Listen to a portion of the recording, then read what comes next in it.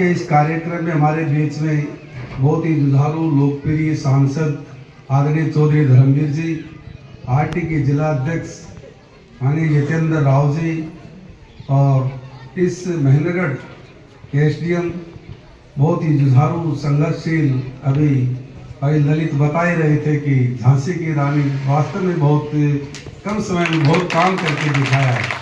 ऐसी कनिका जी गोयल और इस विभाग के सीनियर अधिकारी भूपेश जी यादव, अन्य अधिकारीगण, और मैं तो सामने देख रहा था कि रेलवे के दैनिक यात्री संघ के भी दोनों महारथी बैठे हैं, दीवान जी और पटोदा जी भी मंच पर सम्मानित पदाधिकारीगण, सामने बैठे बहुत ही महानुभावगण, नौजवान साथियों, सहायकार पत्रकार बंधु।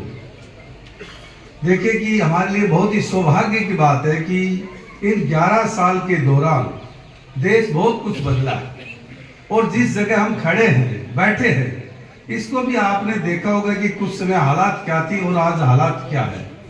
इस समय महेंद्रगढ़ का रेलवे स्टेशन अपने आप में बहुत अभूतपूर्व, जिसको हम कह सकते हैं।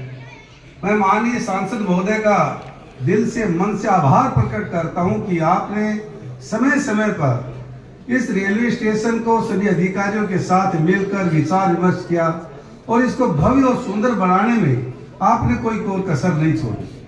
सामने जो पार्किंग की आज देखकर महसूस होता है कि हम बहुत कौन सी जगह खड़े हैं, कितना बदलाव आया। और इस बदलाव की कड़ी के अंदर हिंदुस्तान के लोकप्रिय प्रधानमंत्री आदरणीय नरेंद्र मोदी जी ने इन 11 साल के अंदर इस देश में अभूतपूर्व परिवर्तन किया। 11 साल पहले का भारत और 11 साल बाद के भारत के अंदर दिन और रात का अंतर है।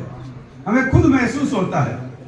आज इस रेलवे स्टेशन पर हम बैठे हैं, 2 घंटे में हम दिल्ली आसानी से पहुंच जाएंगे। अनेकों इतनी रेलवे लाइन की हमें सुविधा दी है, अनेकों इतनी रेल की सुविधा हमें मिली है।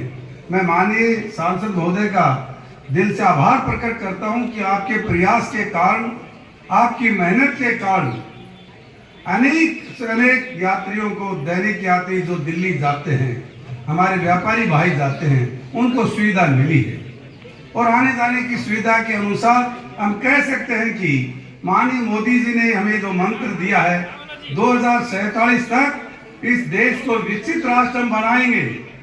ये विकसित राष्ट्र बनाने की एक कड़ी है। जब महेंद्रगढ़ का रेलवे स्टेशन, महेंद्रगढ़ की धरा, महेंद्रगढ़ का सब डिवीजन अनेक क्षेत्रों में इतना विकास करेगा, तो आने वाले समय में जो हमारा विचार है, जो मंत्र है, आदरणीय मोदी जी ने हमें विचार दिया है, 2047 तक इस देश को विकसित राष्ट्र हम बनाएंगे। ये संभव है, हमारे सामने दिख रहा है। इस देश को आत्मनिर्भर हम बनाएंगे। इस देश को स्वावलंबी भारत हम बनाने की जो चिंता और चिंतन है, ये आप सब लोगों के प्रयास से, आप लोगों की मेहनत के कारण है। ऐसे लोकप्रिय सांसद जो छोटी छोटी जगह पर जाकर हम सबको मोटिवेट करते हैं, हमारा मार्गदर्शन करते हैं और जो हमारी समस्याएं हैं, उन समस्याओं को दिल्ली तक उठाने का प्रयास करते हैं।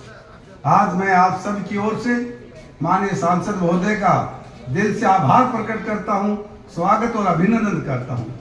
रेलवे के अधिकारी बीकानेर से आए हैं, भूपेश जी तो हमारे यहाँ लोकल के भी है, इन पर तो हमारा और भी अधिकार बनता है। मैं माननीय सांसद महोदय से और भूपेश जी से, दोनों से ही सबसे आज ऐसे पावन अवसर पर आए हैं। यहाँ की एक तो जीआरपी की जो सबसे महत्वपूर्ण मांग है, मैं खुद भी देख कर आया हूँ। उन बहनों को बड़ी भारी दिक्कत है, उनके पास रहने के लिए कोई ऐसे इनके पास ऑफिस वगैरह, रेजिडेंस के सोने के लिए वॉशरूम वगैरह कोई भी नहीं है। ये हमारे लिए बहुत थोड़ी सी चिंता का विषय है।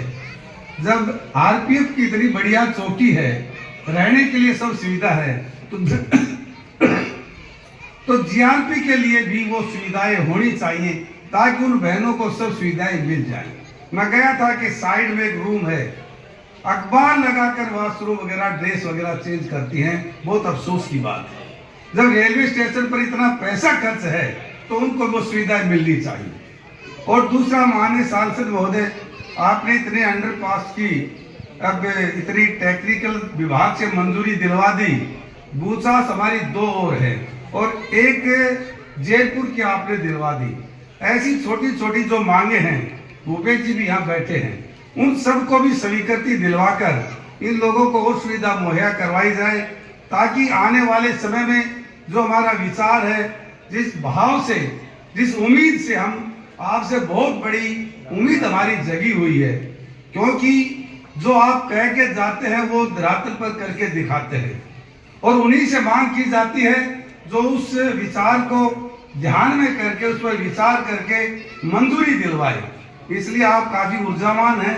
तो ये जो छोटी छोटी बातें हमने रखी हैं, इन पर भी विचार करके आने वाले समय में उन सब सुविधाएं मुहैया करवाई जाए, ताकि कर्मचारियों को भी सुविधा हो और अंडरपास के लिए जो किसान, जो अन्य लोग जो हैं, आने जाने में बड़ी भारी समस्या है, उन समस्याओं को समाधान हो जाए। और आज जिस कार्यक्रम के लिए आए हैं, हावड़ा एक्सप्रेस का यहाँ रुकना हमारे लिए बहुत बड़ी बात है। सामने बैठे मुस्कुरा रहे हैं देवान जी और रामनिवास पटोदा जी, रोज ज्ञापन लेके आपके सामने भी खड़े रहते थे, रेलवे अधिकारियों के भी सामने खड़े रहते थे। हमको इनको यही कहा, अवसर आएगा जो आपकी मांगे हैं, सांसद महोदय एक एक मांग पूरी करवाएंगे और लगातार वो मांगे पूरी भी हो रही हैं।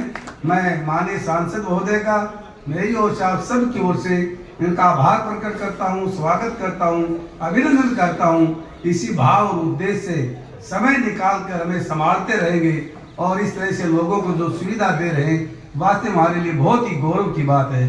आप सबका बहुत बहुत धन्यवाद। जय हिंद, जय भारत।